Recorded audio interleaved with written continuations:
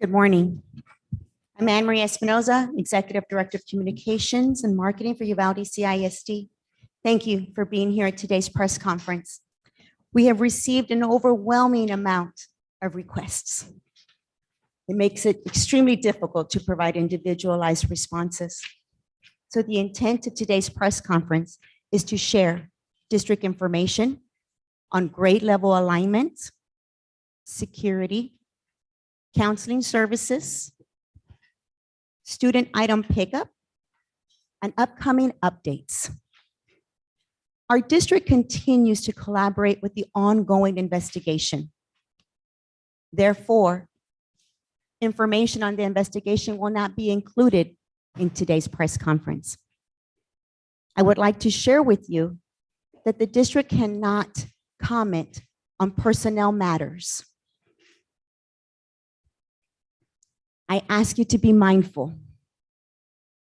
This is our home, our district, and our community. We are grieving all as one.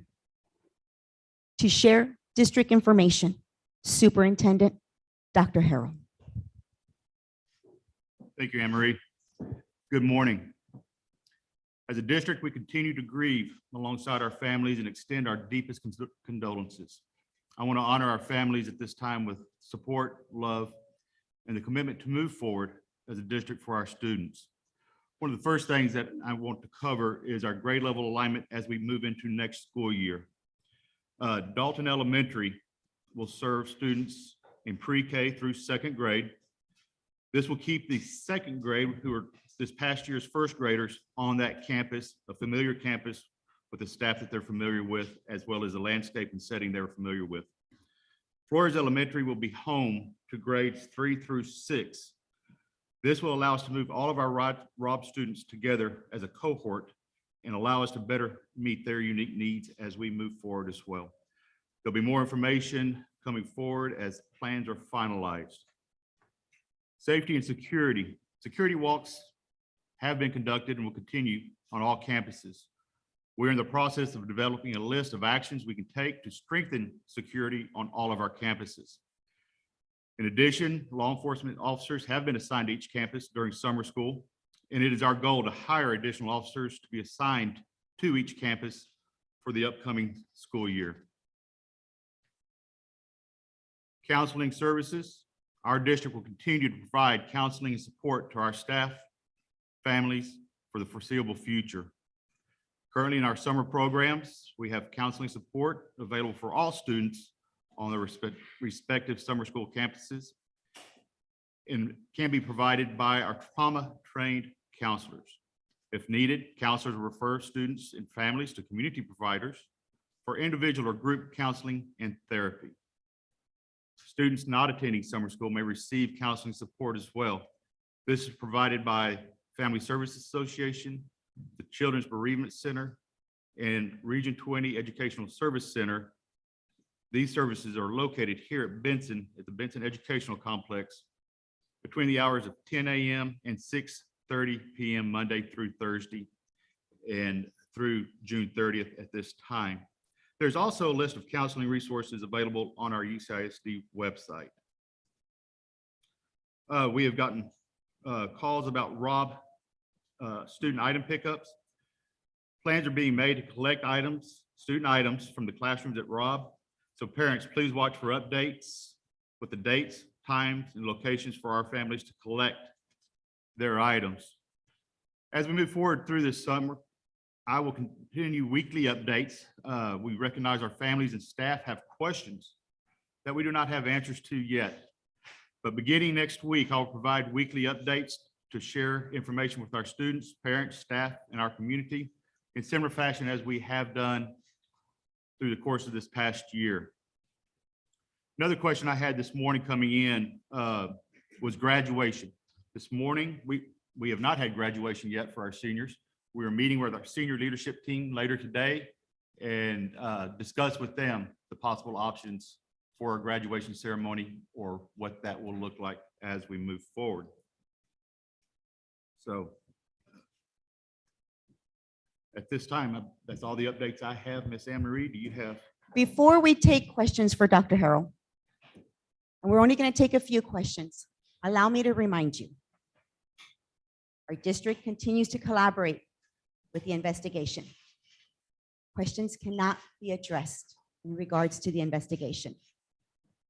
Please let me remind you that the district cannot address personnel matters in an open forum. Please keep in mind, this is our home, our district, and our community. We are all grieving. We will take a few questions in an orderly fashion on district information for Dr. Harrell. Please raise your hand so I can offer you the opportunity. Hi, Roy, WAI KPB, San Antonio. My first question, or my question really is, do you still trust your police chief to handle responses and his duties? That falls in line with some personnel. And I'm not going to comment on, I cannot comment in open or public forum that. But Thank you. Next Thank you. question. Next question. Next question. Hi, Mireya Villarreal with ABC News. Question on some of the security that you just mentioned a little bit ago. A lot of parents have talked about their fears of sending their children back to school. Is the district at this time bringing in any outside help to help calm the fears parents have about security on campuses? That's my first question. And second question is, do I understand correctly that there may have already been an outside consulting agency helping with security before this incident even happened?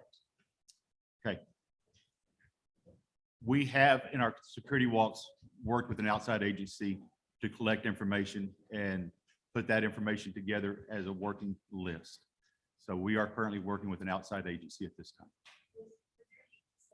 Before the incident happened? We have worked with an architectural firm. I wouldn't really call it specifically for safety and security, but we have worked with an architectural firm that is part of what we looked at. And just to clarify, what was that firm supposed to be doing? My understanding, let me just ask straight out. They were looking at any issues with buildings and whether the buildings were up to date and whether they needed improvements, locks, for example, on outside. That has been that's been our most recent walks. That's been the look with that agency. So thank you. Okay, thank you. Next question from this side of the room. Right here. What's the future of Robb Elementary? Whoa. Hello. Hey. Hello. Hi, we're with Case at 12 in San Antonio. What is the future of Robb Elementary? That's my first question. And then my second question is related to the locks. When was the last time they were updated or looked at and stuff like that? So to your first question, Robb Elementary, we will not be going back to that campus in any form or fashion. There will be no school personnel on that campus as we move forward. As far as the future of that site, there are discussions about what that will look like as we move forward. As a community, we'll have some community input to help determine what that looks like for our community and moving forward. So as far as the other question, I don't have all that particular information. I know that's been part of the investigation. So when we do have the findings in the investigation, I bet that will bring some clarity. Next question. Omar Jimenez with CNN. Are the doors for either Robb or your schools in general expected to lock when they close, or do they have to be locked manually? That's my first question. And my second question was, there was school communication that went out at 11:43 a.m. that day saying that students and staff were safe inside the school when, as we know, during that time, there were shots fired. And my question is, what goes into that communication? Is that a school level decision? Is that a law enforcement decision that would put out that form of communication? I'm going to jot those down. A lot of that sounds like it's out in the, will be in the investigation and the results for the investigation. Yeah, I'm going to wait till the investigation comes out and not going to get into the. Well, then forget Robb Elementary for a second. We'll have some more updates on safety and security. Thank you, as sir. we move forward. Next question, right here, gentleman in the white. Following up a little bit on Mr. Jimenez's question, Mr. Espinoza, that some of those communications came from you.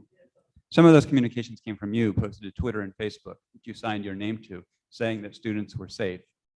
Where did you get that information? Answer the question, or should I ask it? We're going to move on to the next question, Dr. Harrell. I have a question, ma'am. Thank you. Dr. Harrell, I just want to thank you for making time to answer our questions today. I'm Morgan Chesky with NBC News. I know you can't comment on personnel matters. Can you confirm if Mr. Arredondo is still a district employee? And if so, have you communicated with him at all? That's a personnel question. I'm not going to be able to answer that in a public forum. And I would like to reiterate my colleague's question from the back regarding where the information was gathered from whenever students were initially said to be safe. Just curious where that information came from when students were initially listed to be safe on the day of the shooting. Doctor, ma'am? No answer. Thank you, sir. Dr. Harrell, one more question. One more question.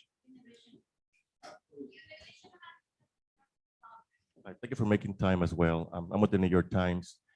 Can you discuss at all Salvador Ramos's history in the school? We understand he dropped out in October. And were you in touch with him? Or the school district was in touch with him after that?